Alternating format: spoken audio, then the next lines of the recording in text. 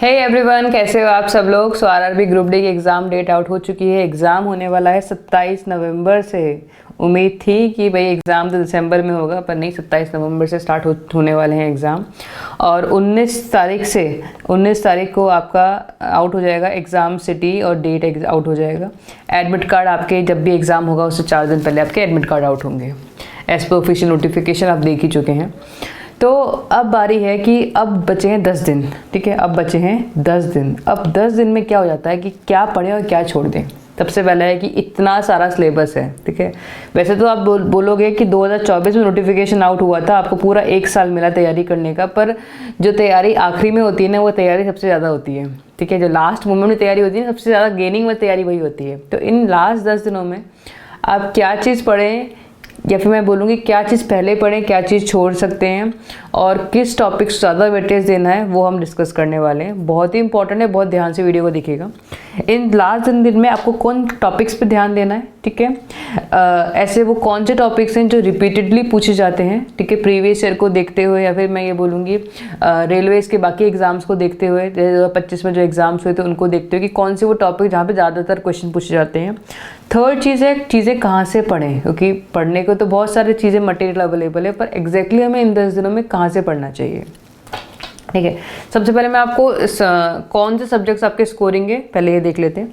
Reasoning 30 question आएंगे आपके, math के 25 क्वेश्चन आएंगे, साइंस के 25 और जीएस के बाकी जो जीके बचा उसका 20 क्वेश्चन आएंगे। स्कोरिंग जो टॉपिक्स हैं आप लोगों के लिए वो है ये तीन आपके स्कोरिंग, यहीं से आपके नंबर बनने वाले हैं, ये ध्यान रखिएगा। यहाँ से बहुत कम लोग नंबर बना पाते हैं, वही लोग जो रेगुलरली, जिसको जीके में इंटरेस्ट हो और फिर जो रेगुलर बेसिस पर जीके पढ़ते हो। आपके जो नंबर बनेंगे 90%, मतलब 80% मान लीजिए, 80% आपके नंबर यहाँ से बनेंगे। ठीक है, अब 15% यहाँ से बनेंगे और 5% आपके यहाँ से मान लीजिए। ये मान के चलिएगा 80% यहाँ से मान लो, 80 भी नहीं, हाँ 80 मान के चलिए, 18% यहाँ से, 15% यहाँ से और 5% यहाँ से, इस हिसाब से नंबर बनने वाले हैं। तो आपको पूरा ध्यान देना इन 2 सब्जेक्ट से पहले। ठीक है, उसके बाद इस पे और उसके बाद इस पे। 100 क्वेश्चन रहेंगे, 100 मार्क्स का रहेगा, 1.5 घंटे से मिलेगा। इतना मुझे लगता है, आप एग्जाम देने जा रहे हो तो इतना तो पता ही होगा, लेकिन फिर भी मैंने लिख दिया है आप लोगों के लिए कि बहुत सारे बच्चे ऐसे होंगे कि भाई जाके देख ही लेते हैं कि पेपर कैसा होता है, अगली बार देखेंगे पेपर, उसके लिए। तो आपका वेटेज क्या है, इन दोनों पे ज़्यादा फोकस है, मोस्ट फोकस्ड वाला टॉपिक्स। ठीक है, इन 2 सब्जेक्ट पे ज़्यादा फोकस रखिएगा। मैं ये बोल रही हूँ, अगर आप प्रैक्टिस इन 10 डेज़ में इन दोनों सब्जेक्ट्स की कर लेते हो ना प्रॉपर तरीके से, तो काफ़ी हद तक आपके लिए फ़ायदेमंद रहेगा। अब सबसे पहले हम रीजनिंग की बात करते हैं ना। रीजनिंग 30 नंबर, वैसे भी अगर हम वेटेज वाइज देखें तो भी रीजनिंग ज़्यादा नंबर की है। अगर मैं स्कोरिंग के हिसाब से देखूँ तो भी रीजनिंग सबसे ज़्यादा स्कोरिंग की है। मैं उम्मीद कर रही हूँ, देखो मेरी तरफ से अजम्पशन मान के चलेगा कि 30 में से आपको 29 नंबर लेके आने हैं रीजनिंग के अंदर। ये मजाक नहीं है, आप बोलोगे हंसोगे, मजाक है ही नहीं। 29 नंबर लेके आना रीजनिंग में काफ़ी आसान है। अगर आप यहाँ पे 29 मार्क्स लेके आ सकते हो, आ पाओगे, तो आप ये मानिए कि बहुत करीब है आप नौकरी के। यही आपको नैया पार कराएगा। कुछ चैप्टर्स हैं, ये मैंने आपको लिखे हैं कि जो 2018 और 22 में जो एग्जाम्स हुए थे उनके बेसिस पे कौन कौन से क्वेश्चन ज़्यादा पूछे गए थे। तो 2018 वाला तो हम देखना ज़्यादा ज़रूरी नहीं है, पर फिर भी मैंने आपको रेफरेंस के लिए रखा है। जो इम्पॉर्टेंट है वो 2022 वाला है। ठीक है, 22 वाले में देखिएगा डायरेक्शन से क्वेश्चन पूछे गए, क्लासिफिकेशन से, स्लॉगिज्म से, कंडीशंस, लेटर और साइन। वो नहीं था कि प्लस का मतलब अगर माइनस हो गया, मल्टीप्लाई का मतलब डिवाइड हो गया, वो वाले क्वेश्चन बहुत पूछे जाते हैं, इंपॉर्टेंट है। रेलवेज में ये यहाँ से क्वेश्चन बहुत ज़्यादा पूछे जाते हैं। एनालॉजी हो गया, सिमिलर टेस्ट हो गया, सीक्वेंस हो गया, सेटिंग अरेंजमेंट हो गया, अल्फाबेटिकल सीरीज हो गई। देखिए हर टॉपिक से कोई भी ऐसा टॉपिक नहीं है जहाँ से आप सवाल ना पूछा जाता हो। पहले क्या था, बहुत सारी जगहों से क्वेश्चन पूछे ही नहीं जाते थे। देखिए डैश है, पूछे नहीं जाते थे।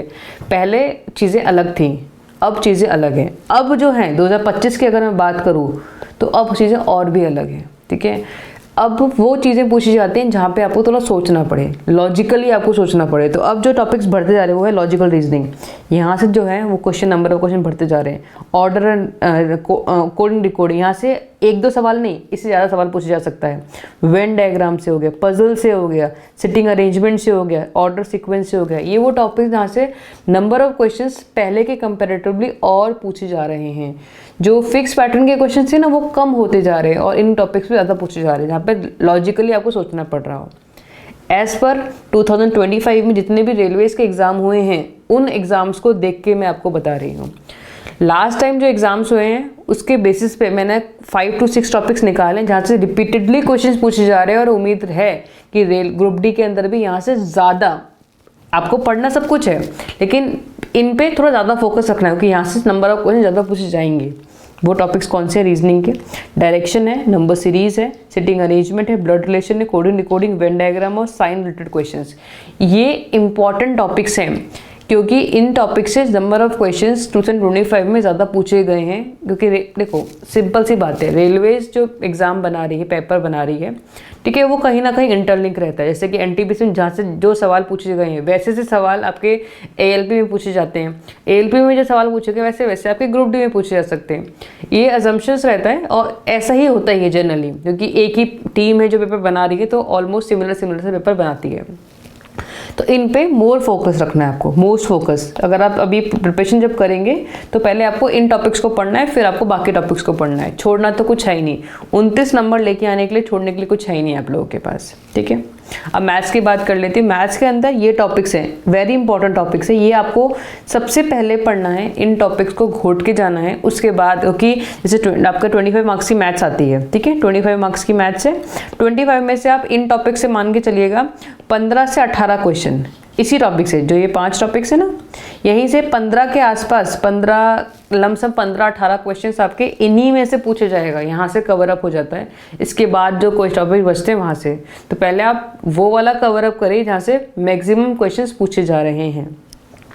अब लास्ट देखो, मैंने 2 सवाल बता दिए आप लोग के, ठीक है, 2 कौन से कि इंपॉर्टेंट टॉपिक्स कौन से रीजनिंग है वो बता दिए, रिपीटेड क्वेश्चंस पूछे जाते हैं वो बता दिए, अब कहाँ से पढ़े। देखिए जो लास्ट 10 दिनों का समय रहता है ना, सबसे क्रूशियल समय रहता है, और मेरे हिसाब से आप लोगों को इन 10 डेज में मैक्सिमम प्रीवियस ईयर क्वेश्चंस पे ध्यान देना चाहिए। प्रीवियस ईयर क्वेश्चन केवल ग्रुप डी का नहीं, केवल ग्रुप डी का नहीं, आपको एनटीपीसी का जो 2025 में आ गया है वो सवाल, एएलपी के जो क्वेश्चंस हैं, ठीक है, रिसेंटली यानी 2025 में जो क्वेश्चन पेपर्स हुए हैं रेलवेज के, वो ज़रूर देखने चाहिए।